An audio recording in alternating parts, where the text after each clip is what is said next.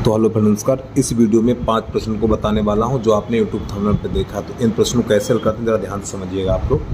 तो प्रश्न नंबर पहला है हमारा, 3 क्रमिक संख्याओं का योग 1350 है, तो सबसे छोटी तथा बड़ी संख्या का योग कितना होगा, ये पूछा है।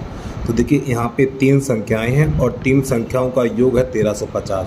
तो सबसे पहले बीच वाली संख्या निकालेंगे। तो यहाँ पे लिख देना हमें बीच की संख्या बराबर, देखो 3 संख्याओं का योग कितना 1350 है। तो यहाँ पे 1350 यानी योग में संख्या का भाग लगाएंगे। कितनी संख्या 3 है, 3 का भाग लगाएं तो बीच वाली संख्या मिल जाएगी। तो देखिए काटेंगे इसको हम, तो ये हो जाएगा हमारा 3 चौक 12 और 3 पंजे 15 और ये 0। और भाई 3 एकम 3 चौक 12 एक बचा और 3 पंजे 15 450। ठीक है, तो ये संख्या हमारी बीच वाली मिल गई है। ये संख्या कौन सी है, बीच वाली संख्या है। लेकिन ये संख्या कौन सी, क्रमिक है। तो इधर वाली संख्या कौन सी होगी, इधर होगी हमारी 449, इससे पीछे 449 होगी। और इधर कितनी होगी 449 होगी, माफी चाहता हूँ 449।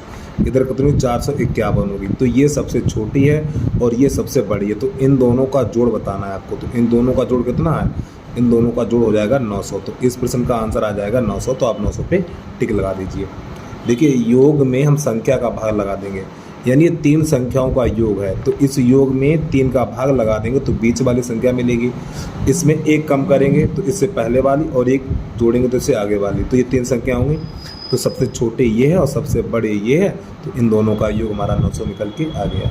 चलिए, उम्मीद है आपको समझ में आ गया होगा। अब इसके बाद प्रश्न नंबर दूसरा देखिए। प्रश्न नंबर 2 है हमारा, यहाँ पे लिखा हुआ है 1 + 2 + 3 + 4 + 5 + 6 + 7 कहाँ तक, 50 तक। अब यहाँ से उल्टी गिनती चालू होगी। 50 के बाद 49, 48, 47, 46, 45 कहाँ तक, 1 तक। तो जब भी इस प्रकार का प्रश्न मिल जाए तो ध्यान समझिएगा। देखो ये 50 तक बढ़ा, अब इसके बाद यहाँ से उल्टी गिनती चालू हो गई। तो ये 50 तक बढ़ा है ना यहाँ तक, तो इसका कर देंगे वर्ग हम। तो 50 का वर्ग करेंगे हम, इस 50 का वर्ग करेंगे तो हो जाएगा 2500। कितना हो जाएगा 25। तो इस प्रश्न का आंसर हो जाएगा 25। ठीक, जब भी इस प्रकार का प्रश्न मिल रहा है तो जहाँ तक ये बढ़ रहा है 50 तक बढ़ा था तो इसी का वर्ग कर देंगे। ठीक है, तो इसका वर्ग करेंगे तो 50 का वर्ग 25 हो जाएगा, इसका आंसर आ जाएगा। चलिए अगला समझिए। अब यहाँ पे 67 पे घात 67 + 67 भाग 68, यानी 68 का भाग इसमें लगाना तो शेषफल कितना होगा, चलिए समझिए। तो यहाँ पे लिखना है 67 पे घात 67 और +67 और बटा 68। अब यहाँ पे जो समझाने जा रहे हैं थोड़ा ध्यान समझिएगा आप लोग। देखो इस 68 का भाग 67 में लगाएंगे, इस 68 का भाग इस 67 में लगाएंगे तो 1 जाना हो जाएगा। तब जाना हो जाता तो -1 लगाएंगे। तो -1 पे घात 67 और +67। देखिए यहाँ पे शेषफल ज्ञात कीजिए, उसका वीडियो बना चुका हूँ मैं। एक उसका वीडियो बनाया, लगभग आधे घंटे का वीडियो है, इसको देख लीजिए आप। और उस वीडियो का लिंक इस वीडियो के डिस्क्रिप्शन बॉक्स में दे देंगे। ठीक, वहाँ से जाकर देख लीजिए तो आपको अच्छा समझ में आ जाएगा। बटा 68। अब यहाँ पर क्या करेंगे, जब -1 पे घात विषम होती है, -1 पे घात विषम होती है तो इसका मान -1 होगा। तो इसको थोड़ा और आगे बढ़ाएंगे तो -1 रहेगा प्लस का 67 और बटा 68। अब 67 में से 1 घटाएंगे तो बचेगा 66 बटा 68 इतना। तो बेटा यही हमारा हो जाएगा शेषफल। यानी शेषफल कितना हो जाएगा, 66 हो जाएगा। तो इस पर का आंसर कितना आ जाएगा, C निकल के आ जाएगा। अब इसके बाद प्रश्न नंबर 4 समझिए। 4 कैसे करते हैं उसको देख लीजिए आप। प्रश्न नंबर 4 है, एक चिड़ियाघर में चूहे तथा कबूतर हैं।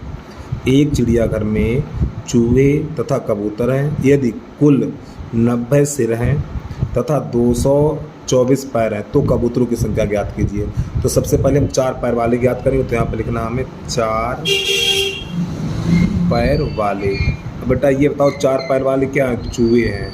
तो सबसे पहले चूहे ज्ञात करेंगे। तो सूत्र होता है हमारा पैर बटा 2 माइनस सिर, ये सूत्र होता है। पैर कितने हमारे पास 224 और बटा 2 और माइनस सिर कितने 90 हैं। तो जब इसे काटेंगे तो 2 एकम 2, 2 एकम 2, 2 दूनी 4 माइनस 90 इतना। अब 212 में से 90 घटाएंगे तो बचेगा हमारा ये 22। ठीक, 22 बचा। यानी चूहे हमारे कितने निकल के आ गए, चूहे हमारे 22 निकल के आ गए, लेकिन हमें कबूतरों की संख्या चाहिए। तो यहाँ पे लिखें कबूतर बराबर